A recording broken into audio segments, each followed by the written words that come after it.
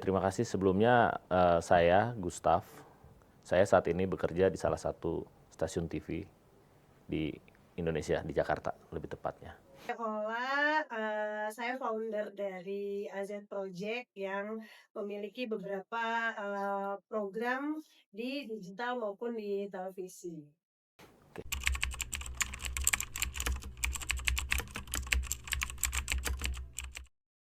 Tantangan, yang namanya tantangan sebagai seorang jurnalis sudah pasti banyak, sudah pasti ada. Apalagi eh, peristiwa yang namanya peristiwa tuh banyak sekali terjadi, entah itu demonstrasi, bencana, dan lain-lain. Eh, Tantangan ada ketika kita nggak menguasai apa yang akan kita liput, tidak sesuai dengan keahlian kita. Misalnya, saya wartawan ekonomi, misalnya, disuruh liput tentang eh, demonstrasi atau bencana. Nah, itu tantangannya akan besar sekali. Kenapa? Misalnya bencana, saya nggak menguasai mitigasi bencana. Atau saya disuruh syuting buat underwater. Saya tidak memiliki spesifikasi atau kualifikasi buat selam atau sertifikasi selam.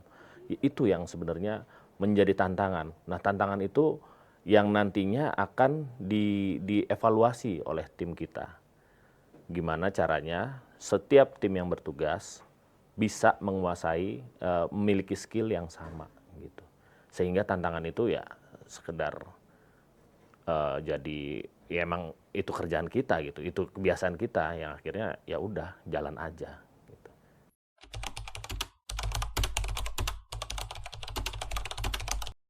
Sendiri.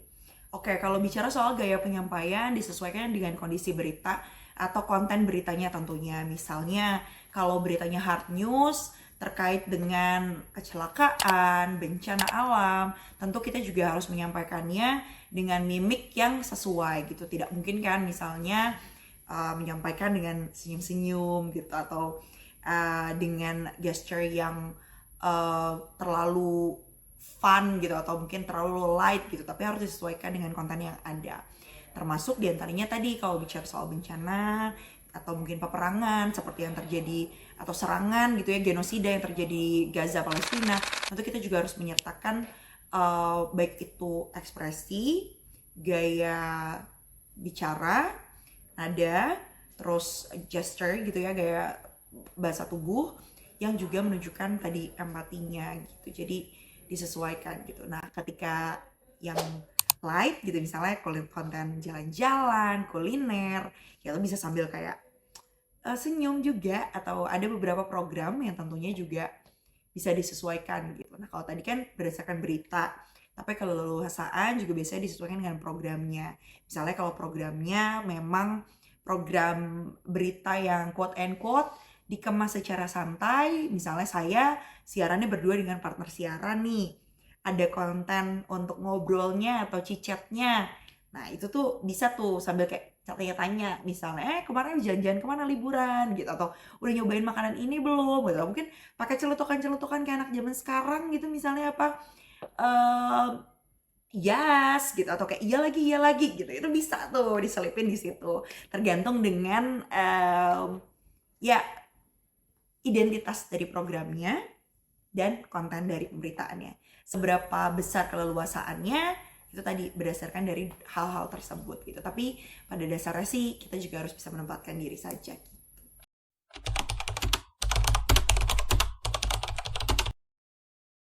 Keterlibatannya siapa aja sih yang ada di, portal media ini gitu. Yang pertama itu kita punya tim, lapangan dan, di kantor, yang bertugas untuk mencari, berita, meriset berita, itu kalau di lapangan dibilangnya reporter. Reporter. Nah, kalau di dalam, di kantor, itu, kita sebutnya script writer. Jadi ada reporter yang mencari berita, kemudian berita itu dikirim ke kantor yang ada script writer yang akan menulis beritanya dan ada editor yang akan menyusun dari, berita yang sudah himpun oleh reporter, nanti akan diedit kemudian baru ditayangkan gitu. Jadi ada reporter, ada scriptwriter, ada editor, dan ada produser yang ya itu tadi, menilai dan menyaring berita-berita apa aja sih yang bakalan kita tayangin di hari ini, terus, yang akan tayang untuk 2 hari atau 3 hari kemudian gitu. gitu.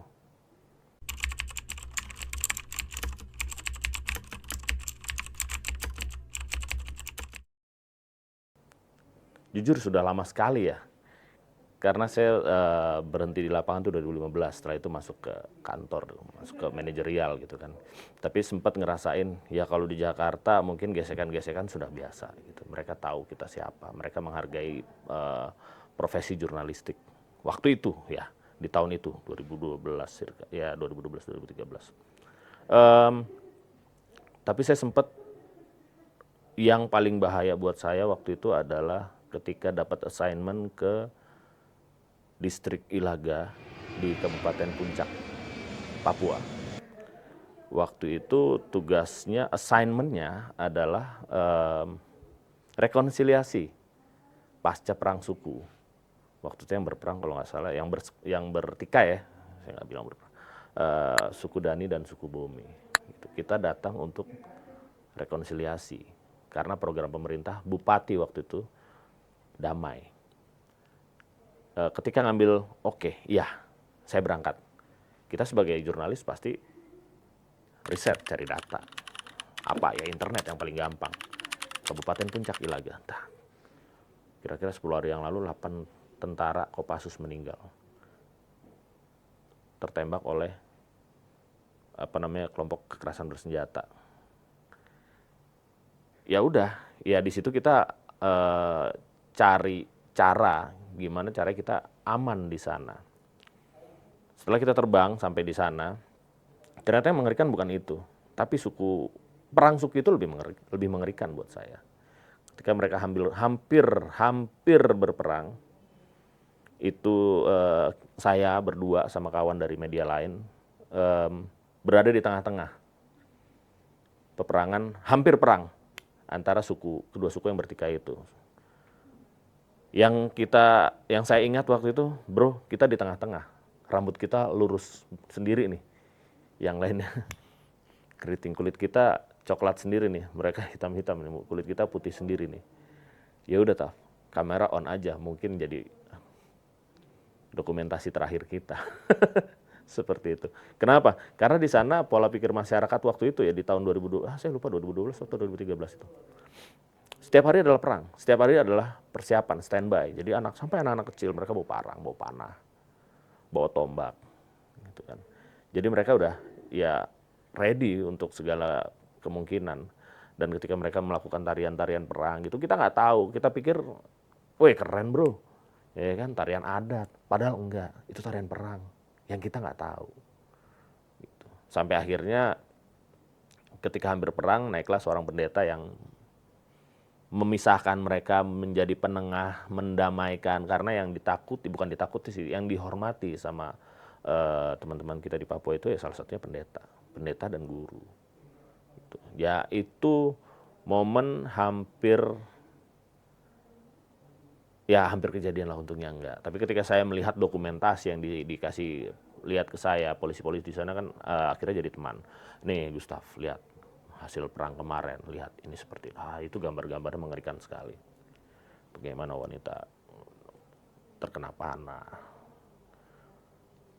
anggota tubuh yang sudah seperti itulah. Itu mengerikan sekali buat saya waktu itu.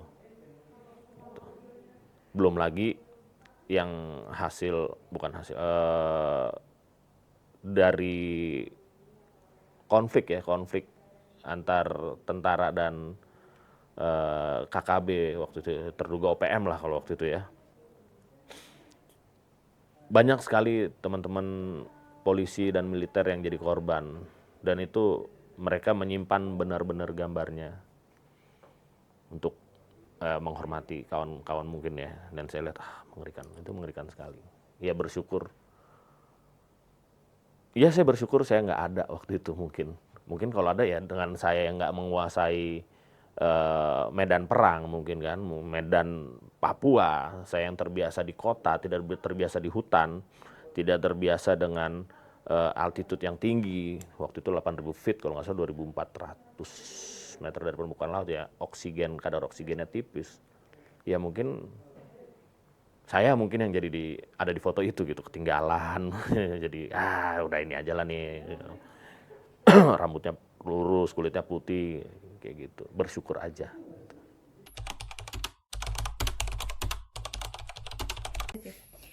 Biasanya sih ketegangan khusus kalau untuk di studio ataupun di lapangan, baik itu saat menjadi news anchor ataupun reporter, semuanya sama-sama, dua-duanya punya tantangan tersendiri, punya adrenalinnya tersendiri, tidak hanya melulu misalnya counter error, gangguan teknis, dan lain-lain, tapi mungkin salah satunya juga harus kita hadapi adalah tetap bisa tenang di hadapan mungkin narasumber yang berapi-api atau menggebu-gebu gitu kan. Biasanya kan ketika sebutlah pernah ada satu kejadian gitu, narasumbernya saling berantem tuh di situ. Saat itulah harus bisa mengambil posisi sebagai penengah, tetap tegas gitu ya, tetap bisa tenang tapi juga tegas, dan menyampaikannya juga tapi tetap dengan bahasa yang sopan gitu dan bisa dimengerti, karena pada dasarnya tujuan utamanya adalah menyampaikan atau memastikan bahwa apa yang kita bicarakan dalam dialog atau diskusi atau talk show tersebut kan bisa diterima oleh penonton gitu. Jadi ya mungkin itu contoh bahasanya, bapak-bapak diharapkan untuk tenang, saya tahu semuanya ingin menyampaikan pendapat, tapi kalau teriak-teriak seperti ini penonton atau pemirsa tidak bisa mendengarkan dengan jelas gagasan yang kita diskusikan di sini. Bisa tenang dulu, saya akan beri kesempatan masing-masing gitu. Misalnya contohnya. Mungkin itu ya salah satu ketegangan yang terjadi kalau di studio. Kalau di lapangan sih pernah ya mungkin ketegangannya waktu liputan kasus teror bom gitu. Karena sebenarnya kita sendiri juga deg-degan, ini bomnya ada di mana gitu, bisa ada di mana saja, mungkin ada bom susulan atau kayak ada bom yang belum terlihat gitu. Tapi tipsnya biasanya kita gimana pun juga tetap jaga keselamatan dulu, terus berkoordinasi dengan aparat terkait, misalnya petugas gegana atau pihak kepolisian gitu.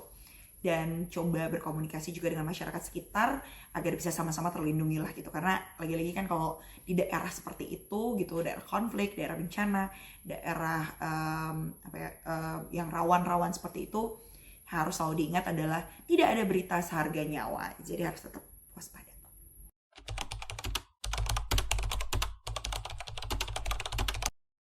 Kalau bicara soal awal reformasi, mungkin saat itu juga saya masih jadi penonton berita. Nah, mungkin bisa ditanyakan kepada yang mengalami lebih dalam, mengalami langsung terkait dengan kondisi situasi di awal tahun 98 tersebut. Karena saat itu saya juga masih SD kayaknya. Tapi yang pasti kalau sepengalaman saya selama menjadi jurnalis, selama kurang lebih sekitar 9 sampai hampir 10 tahun ini, yang penting adalah menjalankan tugasnya sesuai dengan kode etik yang ada. Sesuai dengan yang penting tugasnya adalah menyampaikan sesuai dengan kode etik yang ada, keberpihakan kepada rakyat, dan kaidah-kaidah jurnalistik gitu. Selama kita berpegang teguh pada hal tersebut, tidak melakukan penyimpangan, harusnya sih bisa semuanya dijalankan sesuai dengan koridornya.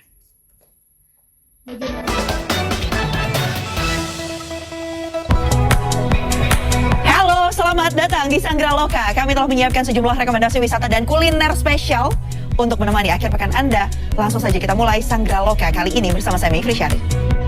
Bagaimana kakak memastikan bahwa pesan suara reformasi bisa tersampaikan dengan jelas dan objektif kepada pemirsa melalui cara kakak membawakan berita? Setiap saya membawakan berita sebagai misalnya news anchor itu kan tentu ada ruang redaksi yang besar di baliknya gitu, proses jurnalistik yang juga panjang mulai dari perencanaan, peliputan hingga proses peliputan hingga akhirnya proses produksi hingga berita tersebut disampaikan dan juga ditayangkan dan bisa diterima oleh publik gitu. Nah,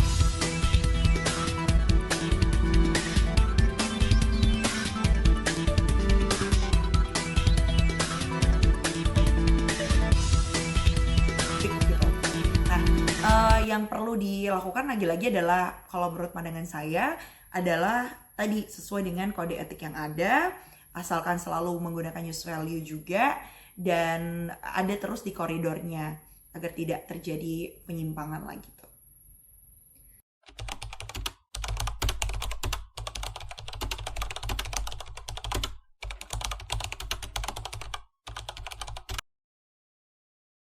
Spesifiknya mungkin kalau isu reformasi kita lagi-lagi harus tanyakan kepada mereka yang mungkin pernah mengalaminya. Tapi kalau saat ini dari pemberitaan yang ada, kenapa saya atau mungkin teman-teman lainnya sebagai seorang anchor bisa jadi apa ya, bisa dikatakan bisa seberapa berpengaruh gitu. Di satu sisi kami yang ada di depan layar gitu ya, yang disaksikan langsung oleh penonton, disaksikan oleh pemirsa. Tapi justru tantangan terbesarnya adalah memastikan sebagai sosok yang ada di depan layar ini bisa mewakili apa pemberitaan, apa gagasan utama dari redaksi yang ingin disampaikan gitu. Jadi itu sih sebenarnya seberapa besar perannya. Mungkin sebenarnya menjadi sosok yang menyuarakannya, tapi tidak boleh dilupakan bahwa dalam suatu tayangan itu ada proses panjang karya jurnalistik yang dilakukan, proses jurnalistik yang dilakukan, termasuk diantaranya dari ruang redaksi gitu. Mungkin tambahan lainnya, kalau sebagai orang yang ada di layar gitu ya, mungkin tantangan lainnya, kita juga harus bisa memposisikan diri gitu dari kehidupan sehari-hari. Contoh misalnya saat pemilu gitu. Apapun pilihan politik yang kita pilih secara individu itu tidak boleh digambarkan kepada publik gitu, karena sebagai jurnalis itu netralitas itu menjadi salah satu apa ya, kayak value yang harus dipegang gitu. Jadi nggak boleh menunjukkan kecenderungan terhadap kelompok politik tertentu, partai politik tertentu gitu. Nah itu juga jadi satu hal yang penting lah kalau kita mengambil contoh di pemilu. Dan itu harus dijaga, nggak cuma waktu lagi siaran atau wawancara narasumber, tapi juga di kehidupan sehari-hari, termasuk di media sosial. Oke,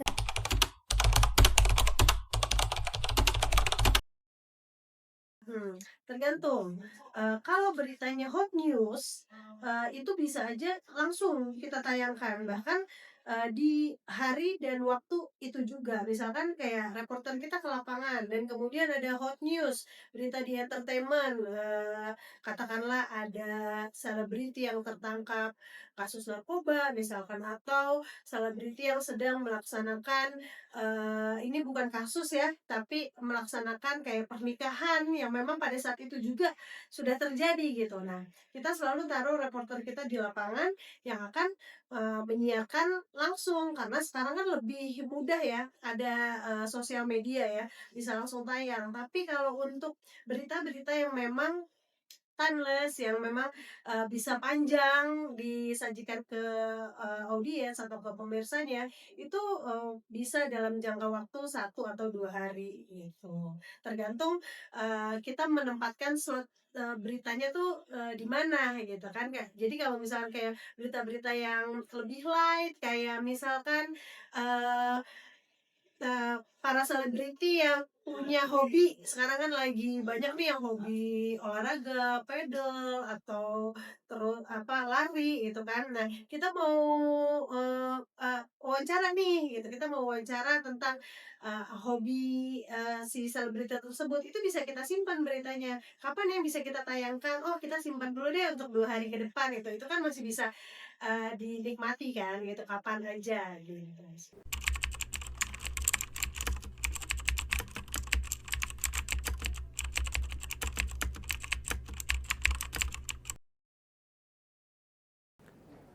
Peran foto, peran video, saya lebih menekankan peran isi dari foto dan video itu.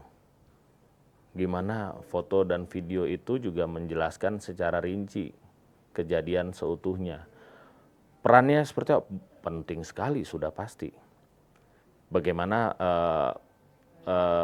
masyarakat bisa menerima informasi itu secara utuh melalui foto dan video yang kita sajikan gitu kan.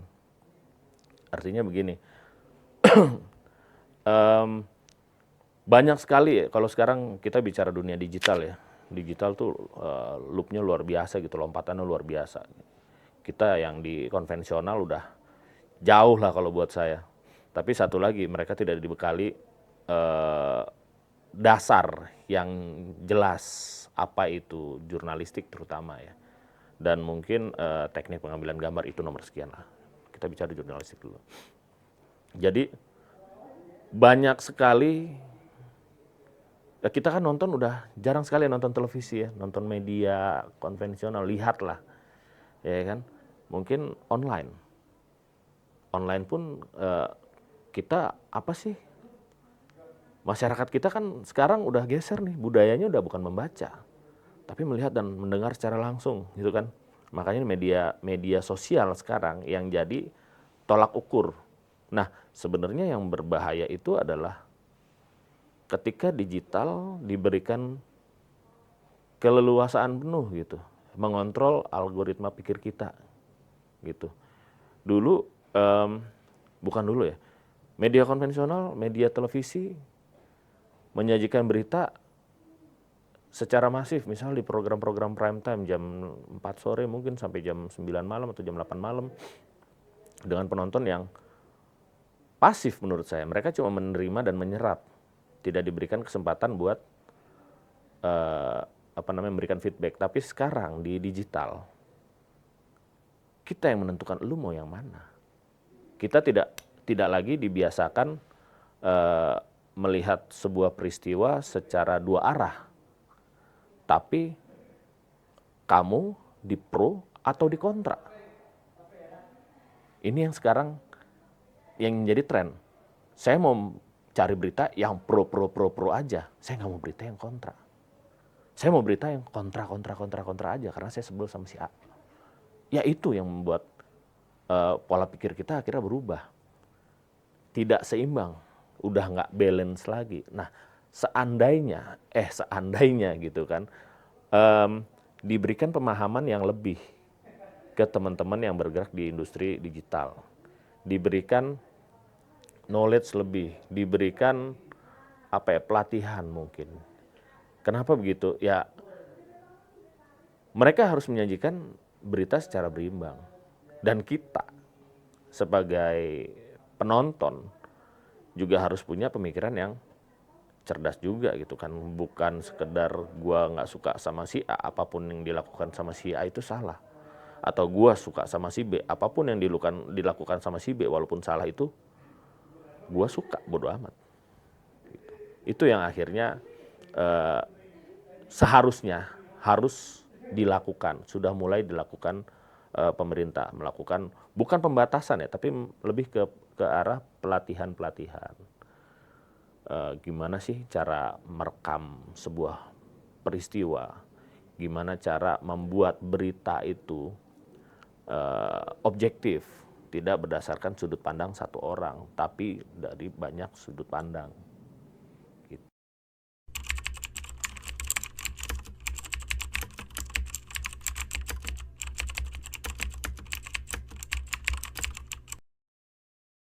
Bilang semakin sulit, nggak semakin sulit.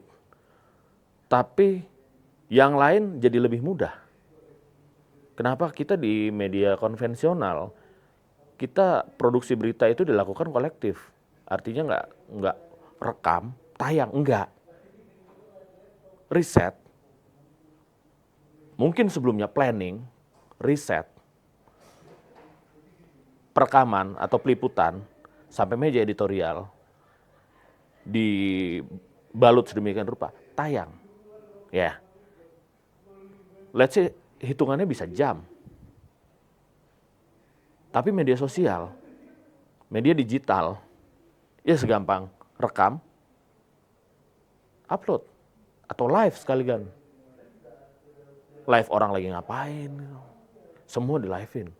Itu yang buat kita sih, ya gimana caranya, bukan gimana caranya ya kita merasa kita menjalankan tugas kita sudah sesuai SOP. Kenapa? Kita tidak gegabah.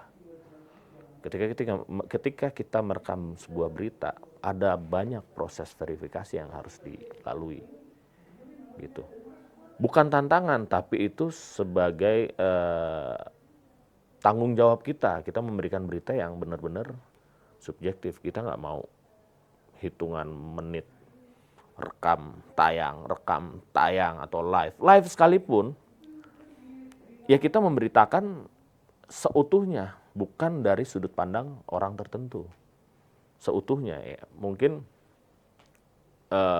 ketika konflik misalnya demo di lapangan gitu kan, kita nggak membicarakan, kita nggak melulu ngasih kesempatan buat si pendemo, lu mau apa, tapi yang di demo tanggapannya seperti apa, Pak. Beda sama misalnya media-media yang bukan media sih, kita semua jurnalis lah kalau menurut saya. Misalnya kamu wartawan, bukan wartawan, dari kampus mana ikut demo misalnya. Rekam dari sudut pandang kalian nggak suka sama si B, atau gue suka sama si A. Selesai upload, naikin dengan narasi yang, ya saya juga, ya terserah kalian narasinya seperti apa. Tapi secara tidak disadari mengarahkan ke pola pikir kalian sebagai perekam. Ya itu yang sekarang masif sekali. Dan itu yang harus, akhirnya fungsi media konvensional sekarang adalah ya sebagai legitimasi berita aja sih. Berita ini benar apa enggak, akhirnya ada cek fakta, cek hoax apa enggak, gitu kan yang dilakukan media-media konvensional gitu. Pun ada juga kanal-kanal berita yang main di TikTok, di Instagram atau di YouTube, cek fakta juga. It's okay karena mereka juga rata-rata adalah pensiunan atau bekas bekerja di dunia jurnalistik yang konvensional, TV, cetak gitu, yang memiliki badan hukum lah. Jadi mereka tahu asasnya seperti apa, kode etik jurnalistik itu seperti apa. Jadi ya mereka berusaha juga tidak menghilangkan aspek-aspek jurnalistik, tapi mengemasnya secara menarik, gitu, secara lebih ringkas, gitu. Karena ya tuntutan di dunia digital itu ya gimana kita membuat berita yang menarik secara ringkas, bukan yang kayak versi dokumenter gitu, atau berita apa buletin yang sampai 3 menit. Enggak, gimana sekarang 1 menit aja lu udah paham, lu udah tahu, dan impact-nya ada gitu.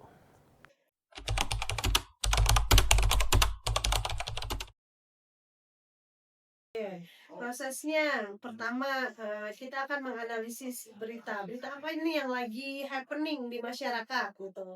Kemudian kita brainstorming di tim kita ya, kita listing berita apa aja nih yang lagi viral misalkan gitu, kita listing. Kemudian eh, eh, koordinator liputan kita habis melisting berita-berita tersebut, reporter mencari beritanya ke lapangan. Kemudian habis reporter mencari berita, dilempar ke kantor, ditulis beritanya, scriptwriter menulis, habis scriptwriter menulis oper lagi ke editor mengedit beritanya sehingga bisa layak tayang gitu. Jadi lumayan panjang prosesnya itu kalau berita yang memang amblas gitu kan, bisa kita sajikan gitu. Tapi kalau berita-berita hot news itu lebih cepat lagi prosesnya gitu. Hmm. Terima kasih banyak atas jawabannya dan atas waktu yang sudah diluangkan. Oke, terima kasih.